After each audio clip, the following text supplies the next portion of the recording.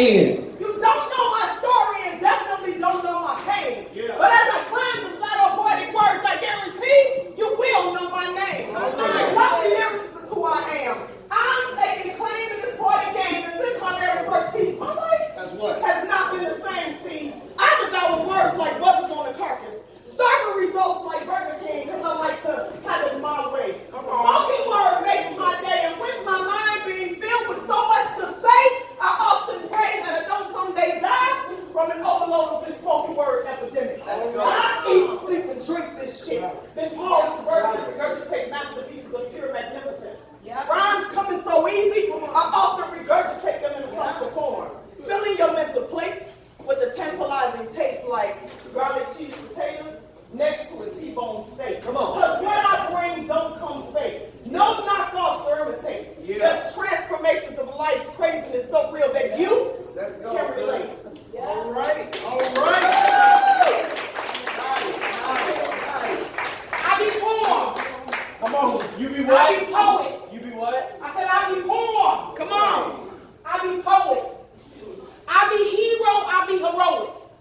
I be brave enough to get on this stage and relive some scary scenes from my life. I be a messenger and an endurer, so I have to write. Come on, girl. But I be hood raised though. Straight from daylight ghetto. I be ascension divine. I was beaten and raped at the age of 15. Left for dead, but God intervened. I be Geronimo in the spirit, but I'm far from softly spoken. I be a caterpillar, blooming into a black butterfly, ascending towards the black heavens. I was born to capture love and learn from life's lessons. I be a blessing. Come on. I was one of our nations, but I can't because of the curse of a regular administration, so I sit. And I stand with no momentum, wondering why God placed love in my heart for 3 children, but He only sent one. She is my God sent one. My princess of poetry, the reason I write. Azari, you are the light in the midst of my night. I be Nina Hard with Nina Simone blues. I too was domestically abused, misused, and my face was used to take your fists. So I alienated myself and became a mahogany misfit. I submerged my fears in alcohol. I suppressed my anointed thoughts with food. I drowned out my unique essence with greed. I said, please to shut up the wisdom that speaks. I was a darling that popped 3 Mickeys at a time, looking for comfort in between the sheets. Come on. But all I got was just words. So like just what? I just write to be free. I am poems. I am poets. I am God and your warrior, and I know it. I've been broken. I've been torn. I've even been pushed down and walked on. I've been cut. I've been cursed. And all this happened from birth. I moved from house to house, school to school. Sometimes no heat, no gas, and no lights. It seemed like my father was a body the way he took flight. No, I don't believe in luck, but I was born with a lucky strike. I be prolific though, productive, creative, and inventive. My analog soul be different. I am brighter. I learned to be brighter. I watched my dad deteriorate from days of cancer. I had a million questions for him, but got no answers like, look, bro. Why did you leave? Why didn't you teach me about the birds and the bees? Why didn't you show me how I was supposed to be treated as a black queen? Why didn't you mentor me? Was I ugly to you? Did you even care if I lived? Daddy, on your deathbed is why I truly learned to forgive. Because my heart was black as ice. So many countless nights of me wondering, was you all right? But God placed poetry in my soul, child. Ever since I was 12, I've been getting through this pen. I never imagined going through hell as a child, only to get older and go through hell again. I am poets. I am poems. I was born soundly alone. I am restored. I am renewed. Always spreading love like the Prince of Poetry do. I am bold. I am articulate. Always cracking a joke whenever I write. I am Brother O, a living miracle, a lioness for the miracle. I move right as a snake and gentle as a dove. My mannerism changed the more I showed out the love. This gift I got is not just for me. It's for the broken and bent to get free. So as I stand before you, confessing my soul, know that these are more than words to me. I live and I'm living this life, and I will never cease to write.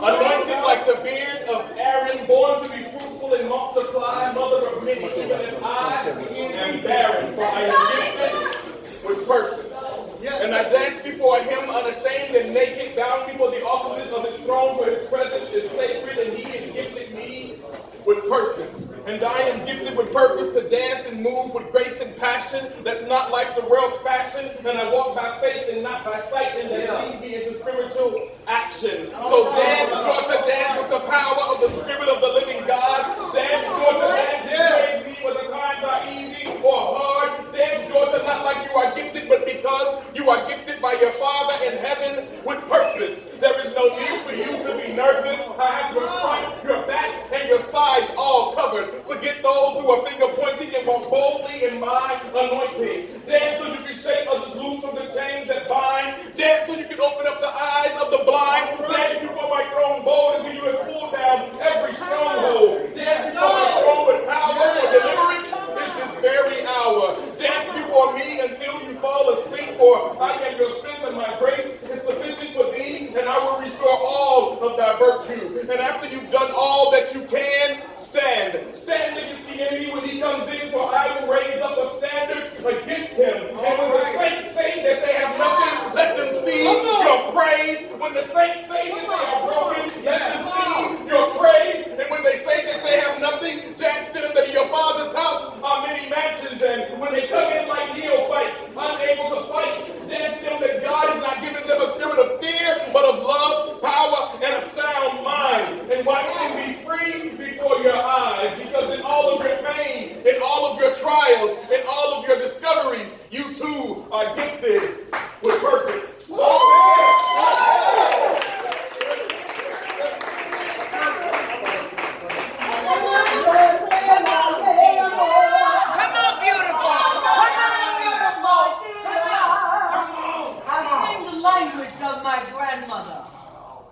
One generation away from a slave. Yes. She said to me, remember who you are. Yes.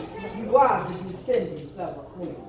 Yes. Know when you look a brother in the eye, there's things you must require. Yes. If he can't be your teacher or your friend, he has no business being your lover. Come on. The God you want is one that is straight up and tall. Yes. And together, there are no obstacles. You can climb every wall. You say to the man from New Jersey who demanded that you speak, I have no fear, for death, it's appearing real. Come on. Is no part of my deal. Come on. You told me to tell word warrior, my brother and my friend. Come on. I'll follow you forever because you have no fear. Come on. Come on. And then Black Icy came along one day to tell the tale. He said the golden angel will bring the message of emotion, or we'll all go to hell. Come on. And then I heard the man from Spanish Harlem say, come on. Here is a book for free. Because God has already paved the way. And then I heard the sister say, respect who I am. For there's no other that can pave the way until they know your plan. Come on. And I'm not a poet, I'm a wordsmith, but I'm going to say that.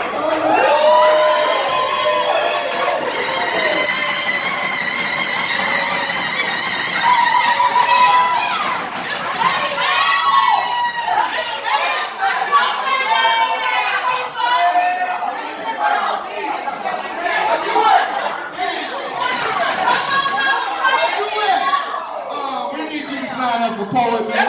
Yes, we need you to sign up.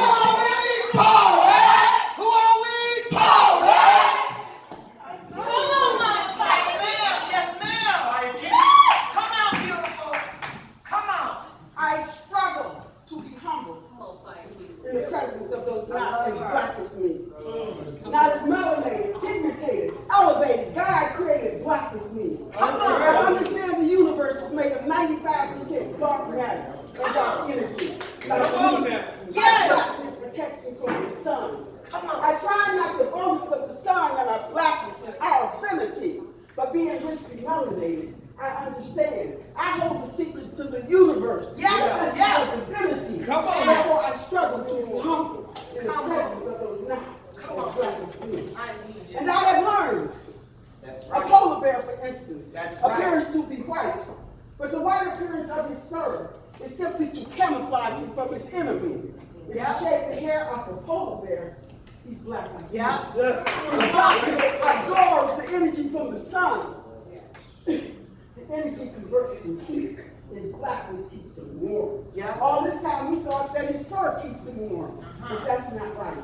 That's not right. His blackness keeps him warm. And he's black like me. I struggle to be humble in the presence of those not as black as he.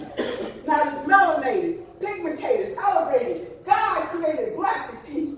I understand the universe is made of 95% dark matter and dark energy, like he. His blackness in the Arctic keeps him warm. I further learned a beautiful zebra appears to be striped. Black and white, black and white. But is that right? The striped appearance of her fur is simply to optically confuse her enemy. If you shave the hair of the zebra, she's black like me. That's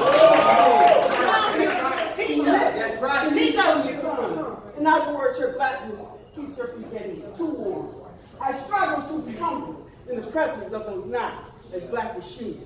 And you know about the black crow. I cross my heart and hope to die. I should lie. It's the smartest bird to ever fly in God's sky. This bird can talk and it can use telepathy. But because it's black, it has a bad rap. Sympathy. Therefore, I struggle to be humble in the presence of those not as black as it. If you understand the words coming from my mouth, Come on, whether red bone, tan, or ebony. If your old folks come from Africa, we be family. We cannot let Willie Lynch's plan stay true. And separate ourselves because of color. We be family. We be family. Our people make love, lying on the line of the equator. They don't need suntan lotion. The sun is the potion. They love each other. They love the sun. The sun loves them. It makes them come. 9 months later, a little one. Black as the universe. A gift from the sun. Black as a polar bear. A zebra. A black crow.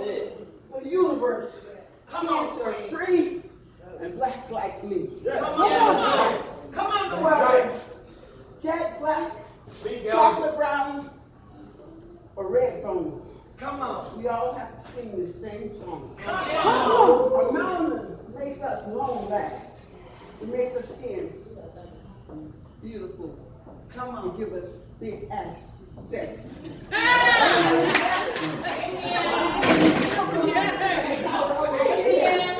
So you understand what you walk around in. You don't understand what you walk around in. The melanin costs more than rubies, diamonds, gold. If you doubt me, just look on the internet where it's sold. Google me. What's the price of human melanin? And then understand what you walk around in. What you walk around in. I love you. So, when people call you black, oh then, ain't no use of any kind of frowning. In fact, it's got to truly celebrate. When they call you black, say, God is great. That's right. That's right. That's right. What? I thank him every day for the melanin. I thank him every day for the black.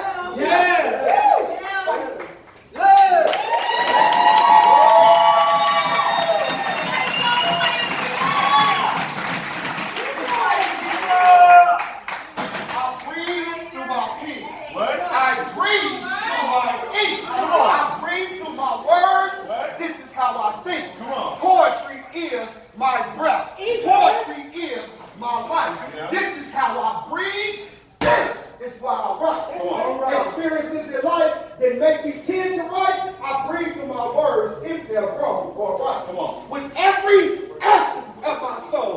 sometimes these words just take control. Oxygen in air, we really can't go there because poetry is my breath, nothing else I care. It's the foundation of my brain. Poetic lyrics will always remain.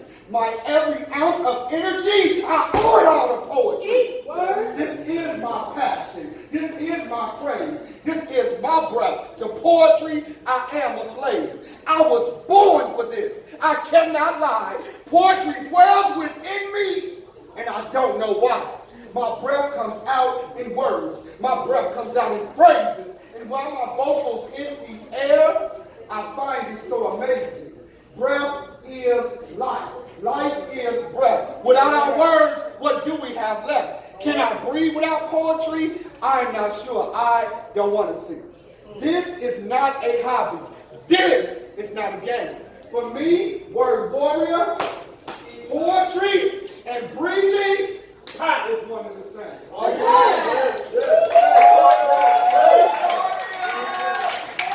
You excite my thirst with your mellow aroma. I crave your steamy hot essence at bizarre hours of each day and night. Yet I savor you only by day, for at nightfall you leave me thrashing in wide-eyed frenzy.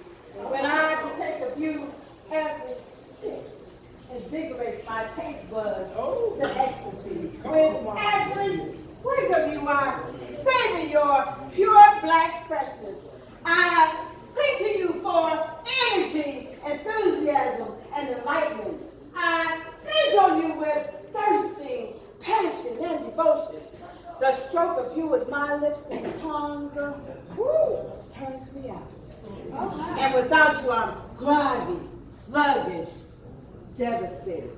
All of which arouses my thirst again. So I quench my thirst with your rich black substance. Again and again and again and again till I reach my peak. But then I crash. The bitterness has swelled in my mouth. Intimidated, you're no longer fresh and responsive to me. Gradually I've discovered I guzzled too much. Now I'm overwhelmed and delusional, and I'm ready to get you out of my system, and no sooner than I do, the emptiness becomes too unbearable. So I scramble desperately for another refill of that hot black coffee.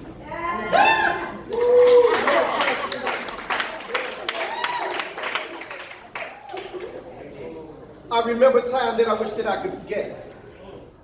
Yet it's etched in my brain like stone. Sometimes I sit alone thinking, I wonder. Let's go, right? How many abortions have the women I slept with in my past had because of me?